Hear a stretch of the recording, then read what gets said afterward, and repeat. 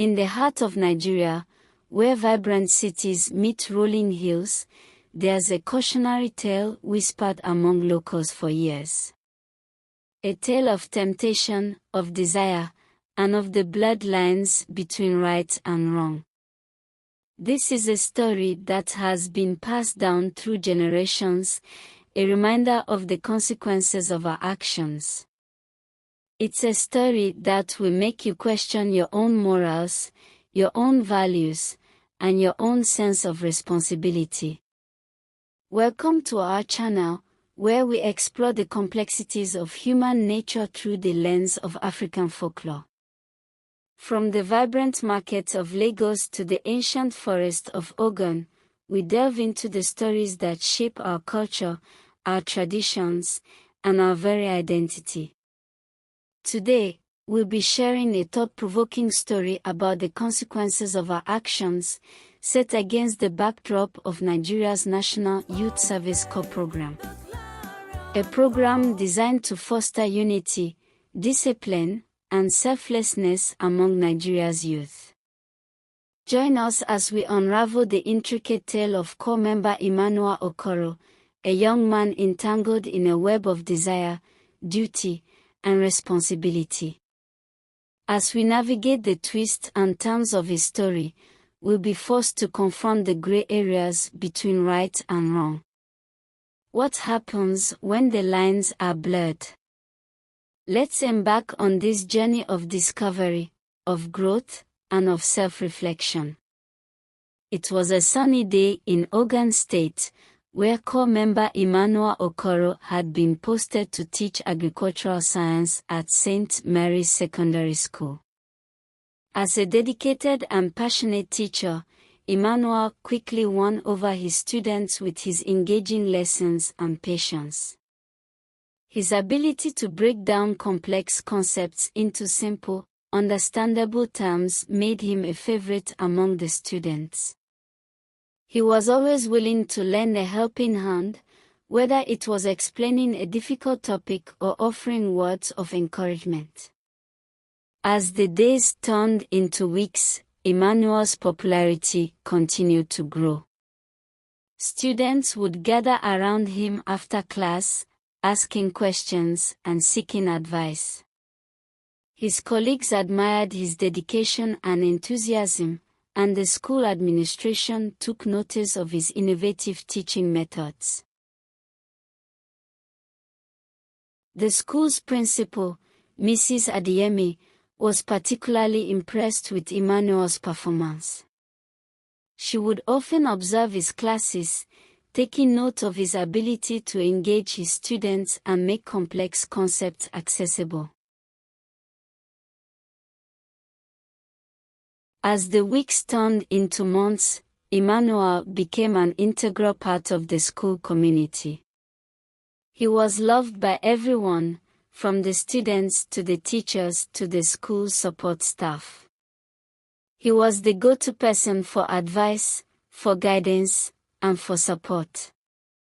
And he was always willing to lend a helping hand, always willing to make a positive impact on those around him. As the months went by, Emmanuel's reputation as an exceptional teacher continued to grow. He was a shining example of what it means to be a dedicated and passionate educator. And as he stood in front of his class, teaching with passion and enthusiasm, it was clear that he was exactly where he was meant to be.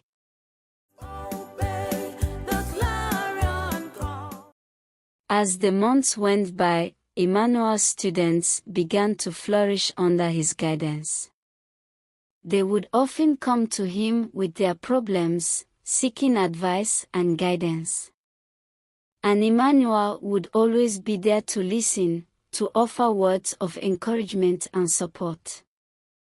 He was more than just a teacher to them. He was a mentor, a role model, and a friend. And they looked up to him with admiration and respect. One of his students, a shy and quiet girl named Amaka, was particularly drawn to Emmanuel's teaching style. She would often sit in the front row, taking meticulous notes and asking thoughtful questions. Emmanuel took notice of Amaka's eagerness to learn and began to give her extra attention. He would often meet with her after class, going over her notes and providing additional guidance. As the weeks went by, Amaka began to blossom under Emmanuel's guidance. She became more confident in class, participating in discussions and asking insightful questions. Emmanuel was proud of Amaka's progress and continued to support her every step of the way. And as the months went by, Emmanuel's reputation as an exceptional teacher continued to grow. He was a shining example of what it means to be a dedicated and passionate educator. But little did anyone know, Emmanuel's life was about to take a dramatic turn. A turn that would change everything. As the days went by, Emmanuel continued to teach with passion and dedication. His students adored him, and he was loved by everyone in the school community. But then, something changed. Something that would alter the course of Emmanuel's life forever. It started with small, seemingly insignificant moments. A glance, a smile, a whispered word. At first, no one noticed. No one suspected that anything was amiss. But as time went on, the moments became more frequent, more intense. And then, the unthinkable happened. A student began to feel uncomfortable around Emmanuel.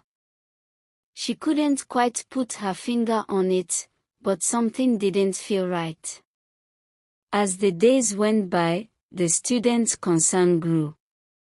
She began to avoid Emmanuel, to steer clear of him whenever possible. But Emmanuel didn't seem to notice. Or maybe he just didn't care. And then, one day, the student decided to speak up. She went to the school administration, her voice shaking with emotion. "I don't feel comfortable around Mr. Okoro," she said. "He's always calling me to his office, saying he wants to help me with my studies. But it doesn't feel right." The administration listened, their faces growing more and more concerned. And then, they made a decision. A decision that would change everything. But what would happen next? Would Emmanuel face the consequences of his actions?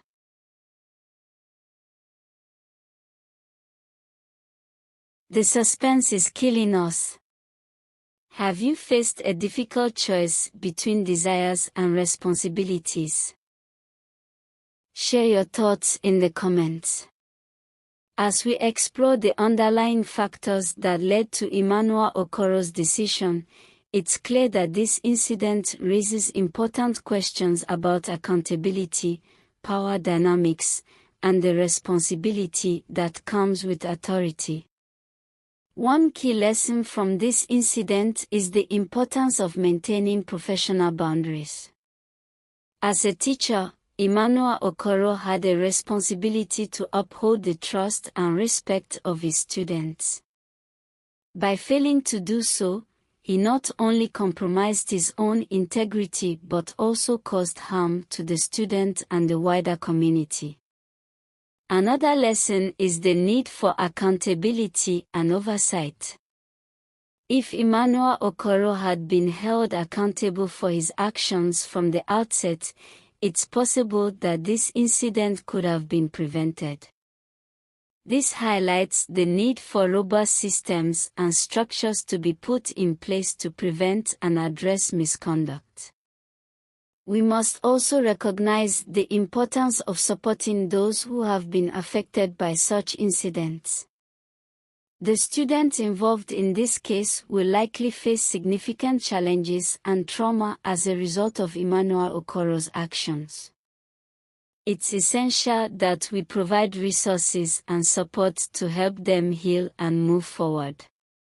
As we consider the cultural context in which this incident occurred, it's clear that there are deeper societal issues at play. The fact that Emmanuel Okoro's actions were able to go unchecked for so long suggests that there may be a cultural tolerance for abuse of authority. This highlights the need for a broader cultural shift, one that prioritizes accountability, respect, and the protection of vulnerable individuals. As we explore how Emmanuel Okoro's actions reflect on the NYSC program's values and Nigerian society, it's essential to consider the cultural context in which this incident occurred. The NYSC program is designed to promote national unity and development, but it also reflects the values of Nigerian society. By examining Emmanuel Okoro's actions through the lens of cultural context, we can gain a deeper understanding of the societal factors that contributed to this incident. One key aspect of Nigerian culture is the emphasis on respect for authority. This can sometimes manifest as a reluctance to challenge or question those in positions of power. Cultural heritage is a vital component of national identity, and if properly preserved and promoted, will project Nigeria as well as improve the general image. Held accountable. Another important factor is the societal attitude towards gender and power dynamics. In Nigeria, there is often a significant power imbalance between men and women, particularly in situations where men hold positions of authority. We have lost all sense of what is appropriate or even standard acceptable. Is more likely to occur. Furthermore, the cultural expectation of fraudulent is the smart way to be. We applaud calling it understanding the game. Fraudulent is the smart way to be. We applaud calling it understanding the game.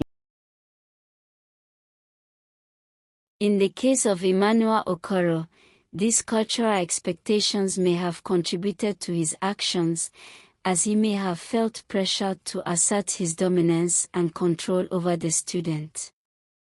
It's also important to consider the role of education in shaping cultural attitudes and behaviors. In Nigeria, education is highly valued, and teachers are often seen as authority figures. However, this can also create a power imbalance between teachers and students, particularly institutions where teachers abuse their authority. As we reflect on Emmanuel Okoro's actions, it's clear that they reflect a broader societal problem. We need to recognize that abuse of authority is not just an individual problem, but also a cultural and societal issue. By examining the cultural context in which this incident occurred, we can gain a deeper understanding of the societal factors that contributed to Emmanuel Okoro's actions. As we reflect on this incident, many questions come to mind. What was going through the mind of the student who got impregnated when she found out she was pregnant? How did she feel about the situation, and what support systems did she have in place? What about Emmanuel Okoro, the COP member involved?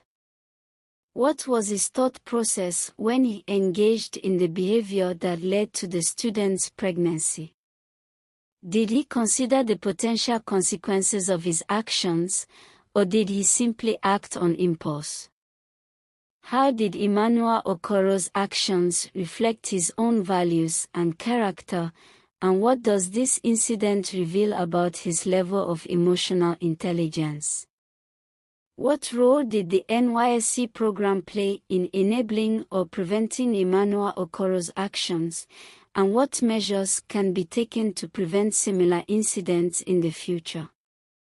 As we consider these questions, we must remember that this incident is not just about Emmanuel Okoro or the student involved, it's about the broader societal issues that enable this behavior to occur.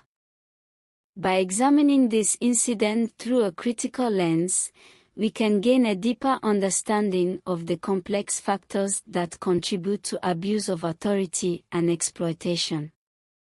Wow, we've made it to the end of this thought-provoking discussion. I want to thank each and every one of you for joining us on this journey. If you're still watching, it means you're as passionate as we are about exploring the complexities of human behavior and creating a safer, more just society for all. By subscribing to our channel, you'll gain access to more exclusive content that will challenge your perspectives, spark meaningful conversations, and inspire you to take action. So, what are you waiting for? Hit that subscribe button, and let's continue this journey of discovery and growth together. And don't forget to hit the notification bell so you never miss an update from us. Together, we can create a community that values empathy, understanding, and positive change. Thank you again for watching, and we'll see you in the next video.